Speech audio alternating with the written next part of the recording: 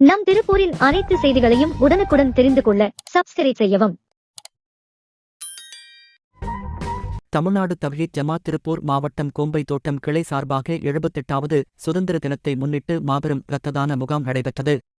கிளை நிர்வாகிகள் அப்துல்லா, அசார், முஸ்தபா, இர்சாத், பாபு, அன்சாரி, இம்ரான், அப்ரித் மற்றும் மாவட்ட நிர்வாகிகள் தலைமையிலும், மாவட்டச் செயலாளர் அனிபா, மாவட்ட வர்த்தகர் அணி சர்புதீன், மாவட்ட மருத்துவ அணி நியாஸ் ஆகியோர் முன்னிலையில் நடைபெற்ற இரத்ததான முகாமில் 50க்கும் மேற்பட்டோர் கலந்து கொண்டு இரத்த தானம் செய்தனர். இதில் சிறப்பு விருந்தினராக திருப்பூர் தெற்கு தொகுதி சட்டமன்ற உறுப்பினர் செல்வராஜ் கலந்து கொண்ட இரத்ததானம் செய்தவர்களுக்கு பாராட்டு தெரிவித்தார். அஸ்ஸலாமு அலைக்கும் வரஹ்மத்துல்லாஹி வபரகாத்துஹு. அன்பார்ந்த சகோதர சகோதரிகளே,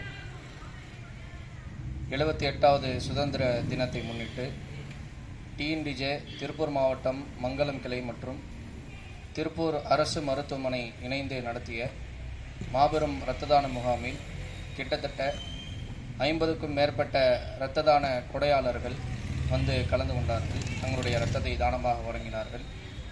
இந்த இரத்ததான முகாம் நடத்துவதற்கான நோக்கம் என்னவென்றால், இஸ்லாமிய மார்க்கம் நமக்கு மனித நேயத்தை அடிப்படையாக போதிக்கிறது.